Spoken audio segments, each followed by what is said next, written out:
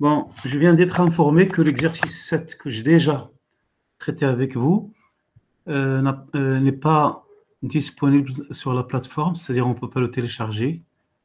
Donc, je vais le refaire. Il y a un problème technique, j'ai compris de quoi il s'agit.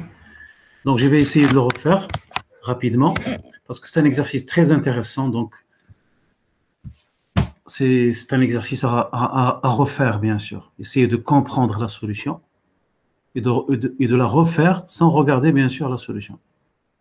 N'essayez pas d'apprendre par cœur, hein, je vous conseille. Hein, essayez de comprendre. Bon. Soit l'ensemble A égale l'ensemble des xy appartenant à R carré, tel que x carré plus 3y4 est strictement inférieur à A. La question A montrait que A est un ouvert de R carré. Bon, pour montrer que A est un ouvert de R carré, on a la définition. Hein, et on peut montrer aussi que son complémentaire est infermé.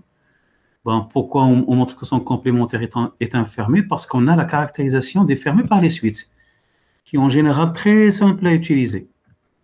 Regardez. Ça, là, vous avez le rappel de la définition d'un ouvert, d'un fermé. Un fermé, c'est un ensemble dont le complémentaire est un ouvert. Voilà la caractérisation par les suites qui est très intéressante. Très simple dans les applications. A est fermé si et seulement si pour toute suite d'éléments de A et tout x de Rn, si xn converge vers x, alors x appartient à A. Ok? On dit que A est stable par passage à la limite. Limite de ces points, bien sûr. Si xn est une suite quelconque d'éléments de A qui converge vers un élément x de Rn, alors cette limite, elle est nécessairement dans A. Donc, si vous voulez, la partie A, comme si il ferme ses portes. Il ne laisse pas les limites s'échapper ailleurs. OK? A n'est pas fermé. Pour montrer que A n'est pas fermé, en général, on cherche une suite d'éléments de A. Il y a un x de Rn tel que xn converge vers x et x n'appartient pas à A. Voilà, c'est ce qu'on appelle la caractérisation de la fermeture ou la défermée par les suites. C'est très, très, très pratique. OK? Donc, je reviens à la question. Hein, la question. Montrer que A est un ouvert de R carré. Bon, on va montrer que AC est un fermé de R carré, hein, en utilisant la caractérisation par les suites. Et vous allez voir, c'est très, très, très simple.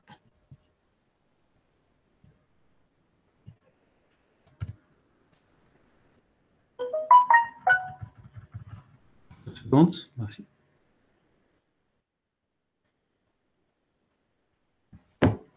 OK. D'abord, on va représenter A, parce que la représentation pour ce genre de question est importante, bien sûr, toujours dans le cadre de possible. Lorsque la représentation est possible et lorsqu'elle ne prend pas beaucoup de temps, hein, elle prend 1 minute, 2 minutes, 3 minutes, pourquoi pas? OK? Donc, ça c'est plus supplémentaire, OK? C'est pas demandé. Donc, pour représenter A, il suffit de représenter la courbe définie par l'équation x carré plus 3y4 égale A. Hein? Une telle courbe on va voir que c'est une courbe fermée, hein? Il va diviser le plan en 3 parties. La courbe elle-même, l'intérieur de la courbe et l'extérieur de la courbe. Donc, soit gamma, cette courbe, c'est-à-dire définie par l'équation x carré plus 3y4 égale 1. Donc, on a x carré plus 3y4 égale 1 équivalent y4 égale 1 tiers 1 moins x carré. Donc, déjà, vous avez y4 est positif, donc ça, c'est positif. Donc, x est nécessairement dans moins 1. OK? Si x n'est pas dans moins 1, cette égalité n'est pas possible. Donc, le point n'appartient pas à gamma, bien sûr. Bon, donc, si on passe à la racine quatrième, vous aurez la racine quatrième de y4, donc vous aurez la valeur absolue de y, non pas y. La valeur absolue de y égale racine quatrième de 1 tiers fois la racine quatrième de 1 moins x carré. Pardon.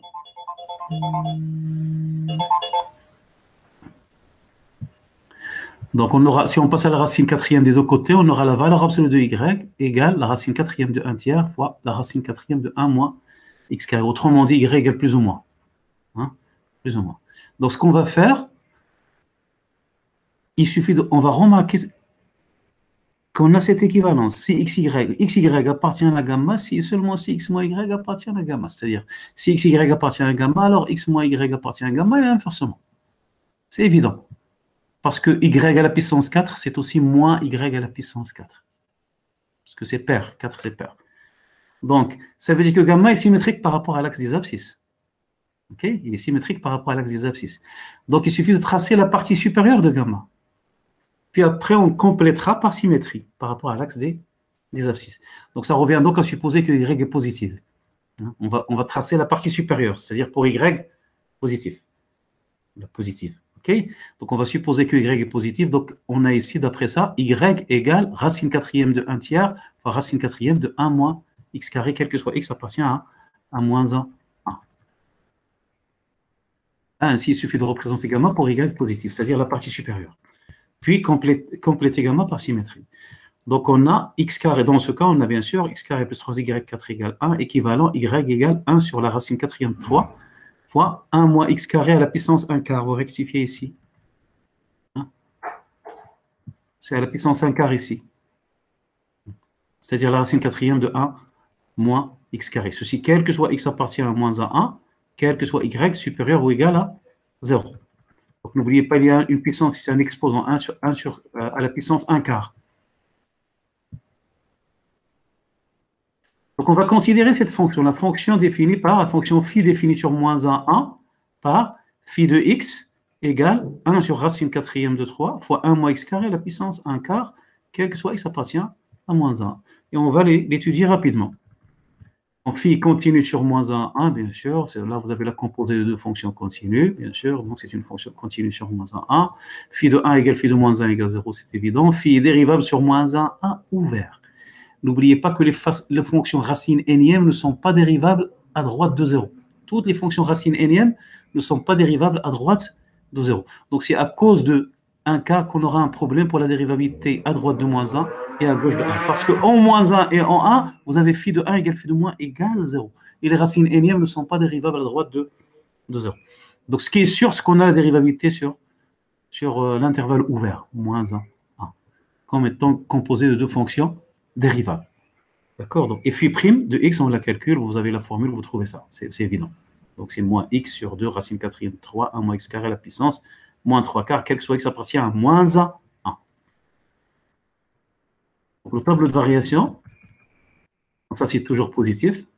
Donc, le signe de phi prime, c'est le signe de moins x. Donc, c'est négatif sur 0, 1. C'est positif. La phi prime est positive sur moins 1, 0. Et en 0, il s'annule. Donc, la dérivée, elle est nulle en 0.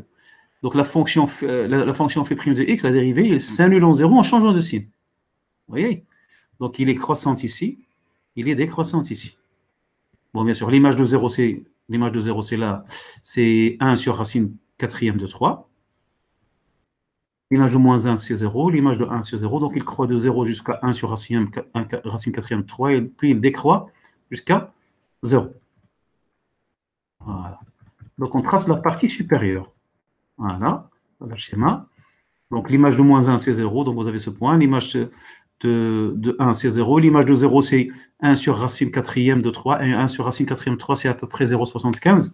Donc, c'est là. Et vous avez une tangente horizontale ici parce que la dérivée s'annule en ce point, au point 0. Pour x égale 0, il s'annule. Donc là, vous avez une tangente horizontale. Donc, on trace la courbe.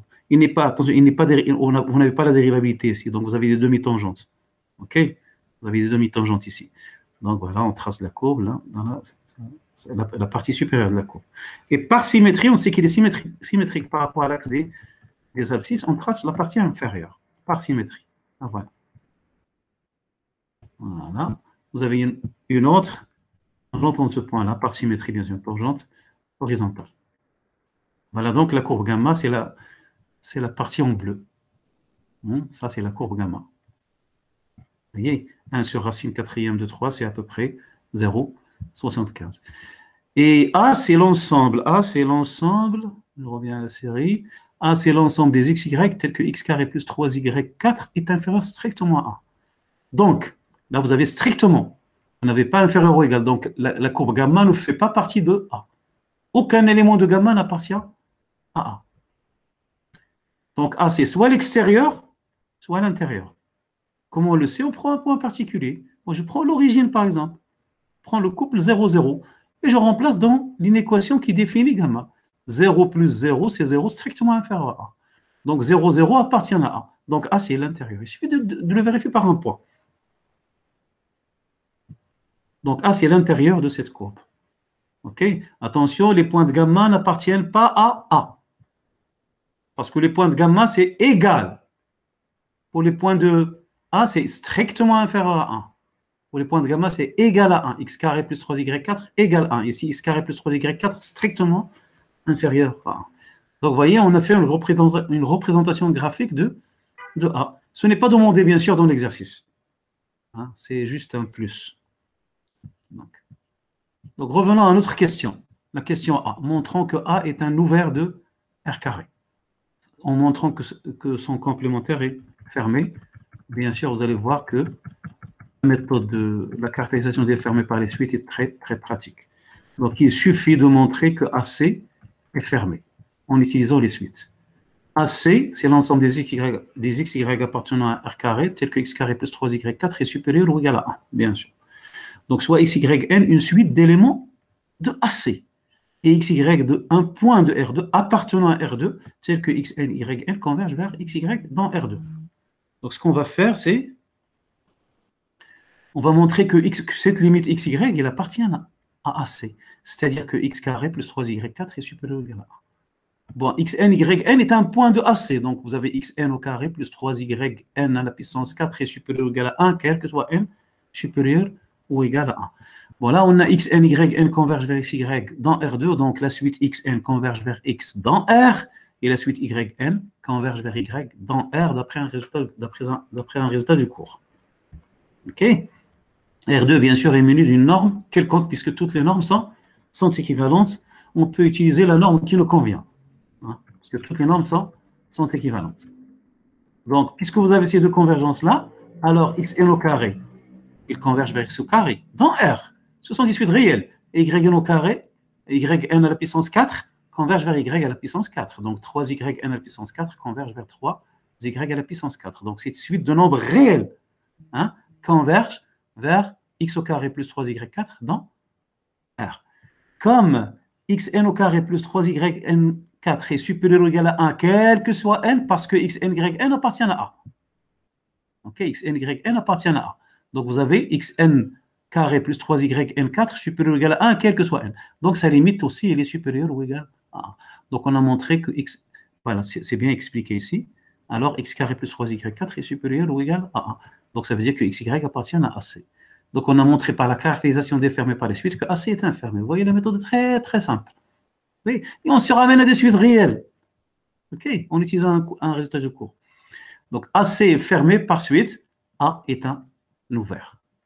C'est une méthode très, très utile. Même pour montrer qu'un ensemble n'est pas fermé. On va le voir dans un instant. Voilà, la question suivante. C'est ici. A est-il fermé? Bon, retenez ça. Ah, on a montré que A est un ouvert. OK? Bon, retenez ça.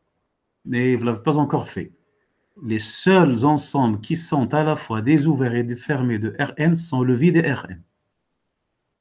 Les seuls ensembles qui sont à la fois ouverts et fermés dans Rn sont le vide et Rn.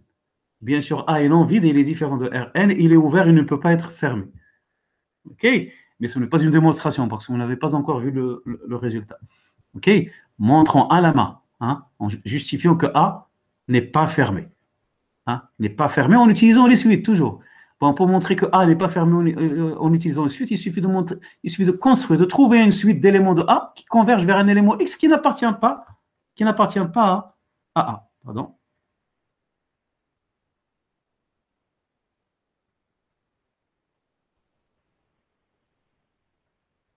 Je m'excuse.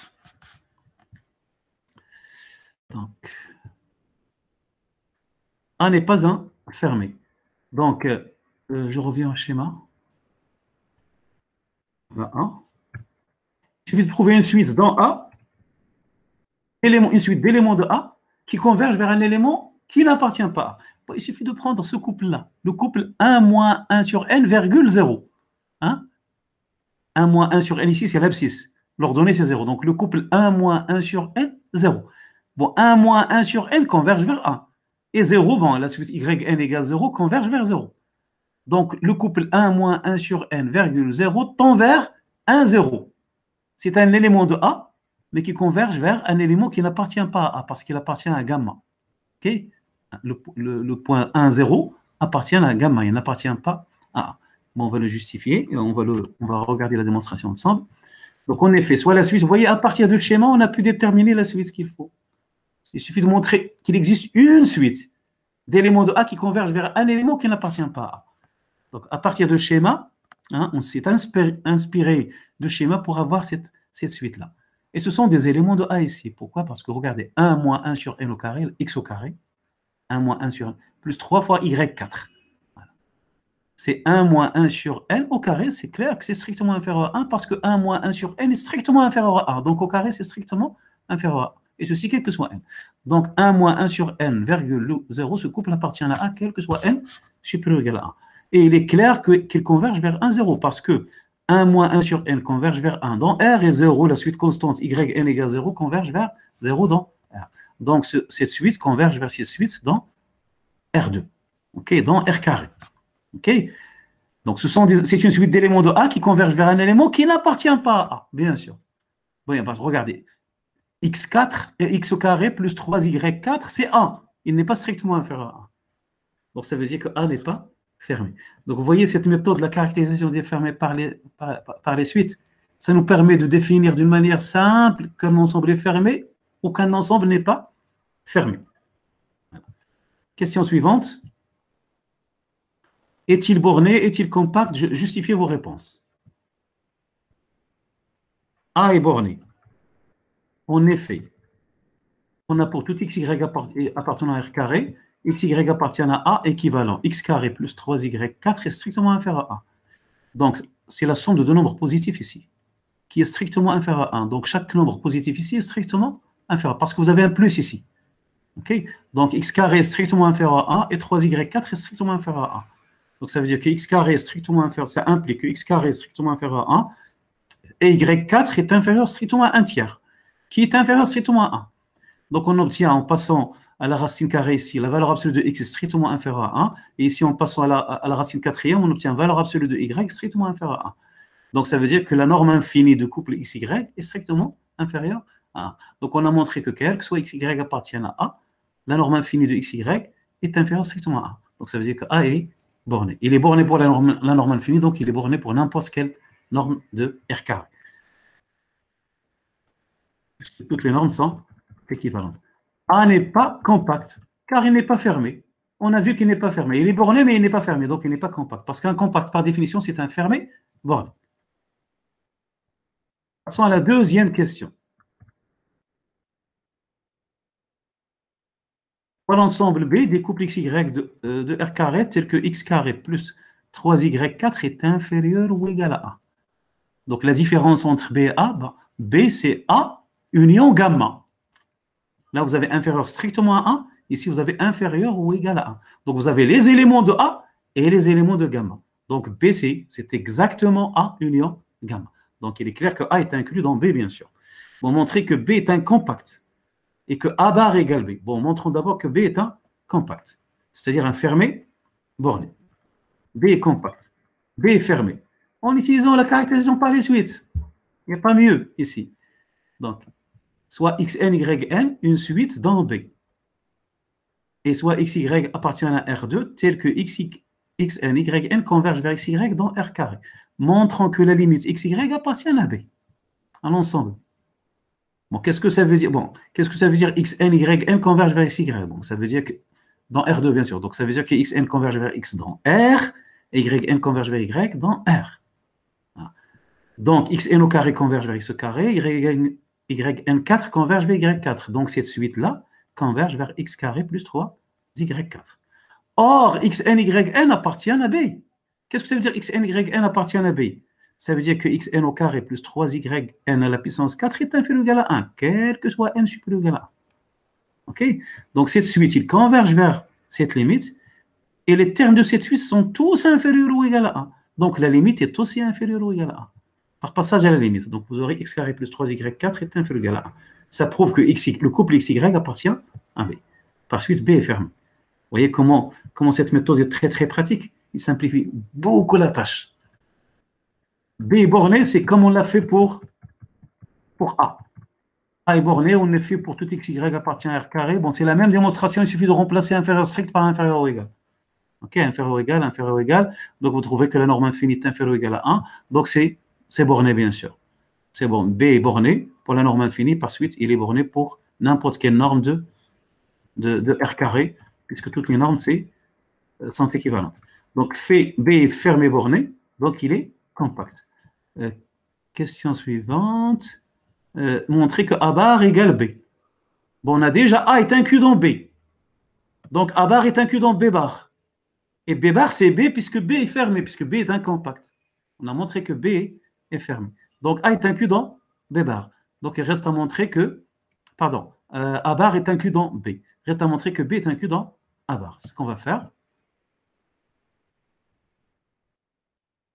Voilà ce que je viens de dire. A est inclus dans B.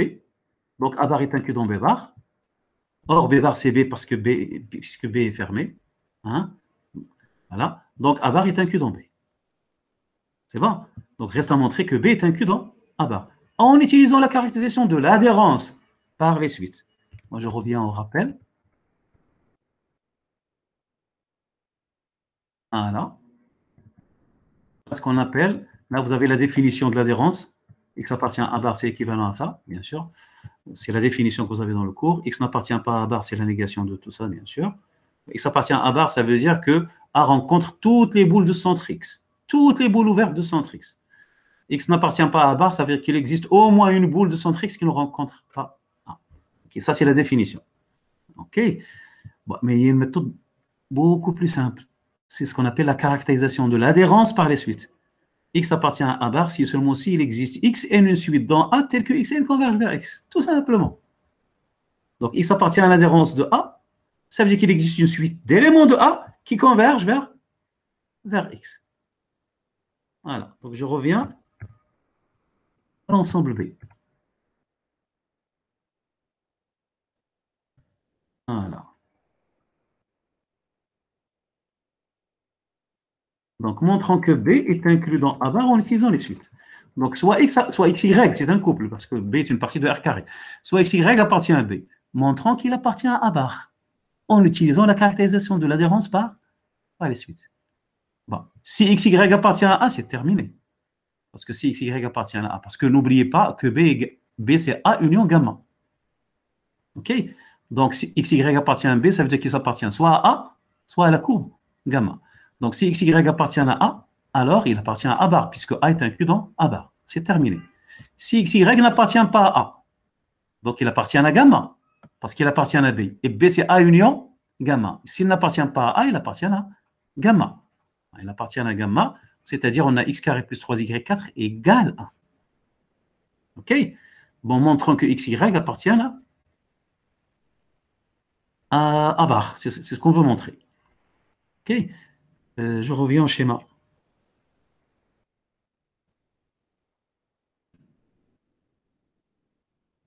Voilà xy qui appartient à gamma. Il est sur la courbe. Et on veut construire une suite xn, yn dans A, dans la partie rouge, qui converge vers xy. Donc, il suffit de prendre cette suite. Regardez. La suite qu'on va prendre, c'est sur ce segment-là. Hein? Donc, ce vecteur-là, il est proportionnel au vecteur xy. Ça veut dire que xy, c'est de la forme ça veut dire que ce vecteur-là est de la forme alpha fois xy. C'est-à-dire alpha x, alpha y. Donc, on va prendre 1 moins 1 sur n fois le couple xy. Autrement dit, c'est 1 moins 1 sur n fois x, virgule, 1 moins 1 sur n vers y. Il est clair que cette suite converge vers xy. Parce que 1 moins 1 sur n fois x converge vers x dans R. Et 1 moins 1 sur n fois y converge vers y dans R. Et il appartient à A. Il appartient à A.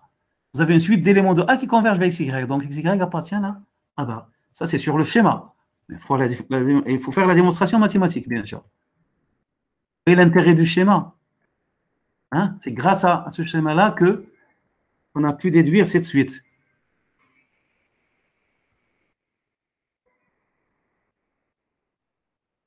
Voilà, donc, soit la suite 1 moins 1 sur n x, 1 moins 1 sur ny, avec n supérieur égal à 1, ça ne tombe pas du ciel, bien sûr. Hein, on l'a déduit du schéma. Hein, montrant que c'est une suite d'éléments de A qui convergent vers xy. D'abord, montrons que c'est une suite d'éléments de A. Alors, ce vecteur-là, il appartient à A, quel que soit n. En effet, l'abscisse, c'est tout ça, et l'ordonnée, c'est tout ça. Donc, l'abscisse au carré, voilà, plus 3 fois l'ordonnée à la puissance 4, hein, c'est normalement 1 moins 1 sur n au carré est strictement inférieur à 1. Donc, ça, c'est inférieur strictement à x carré si x est différent de 0, bien sûr. De même ici, 1 moins 1 sur n à la puissance 4 est strictement inférieur à 1. Donc, ce terme-là est inférieur strictement à 3 fois y4 si y est différent de 0. Okay. Or, ici, y est sur la courbe gamma.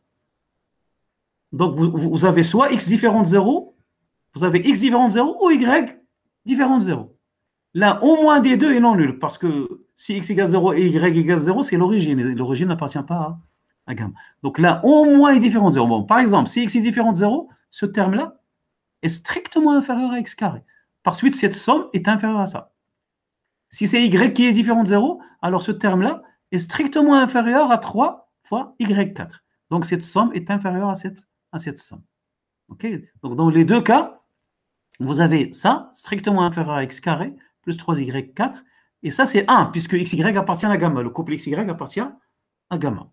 Okay. Donc on a montré que ceci est strictement inférieur à 1, donc il s'agit bien d'un point de A. Il appartient à A ce point-là. Donc cette suite est une suite d'éléments de A, hein, qui convergent. Bon, il est clair que cette suite converge vers xy, parce que cette suite réelle converge vers x, et cette suite réelle converge vers y. Donc d'après un résultat de cours, cette suite converge vers le couple xy. Donc voilà, on a une suite d'éléments de A qui convergent vers xy. Donc xy appartient à A bar. Suite.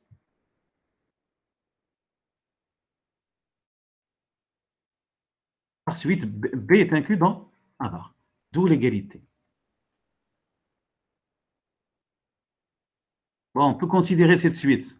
Hein, pour xy appartient à B.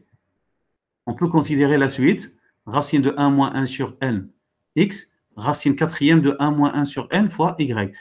Pourquoi racine quatrième? Parce que vous avez y à la puissance 4. OK? Dans la définition de B. Et là, vous avez l'abscisse au carré. Donc, lorsqu'on passe ici au carré, la racine disparaît. Lorsqu'on passe à la puissance 4, la racine quatrième disparaît. Bon, il est clair que vous avez ça, vous pouvez le voir vous-même. Et l'exemple que j'ai choisi est beaucoup plus simple. On peut le déterminer à partir de schéma. Voilà, merci de votre attention. Et à une autre vidéo, Inch'Allah Ta'ala.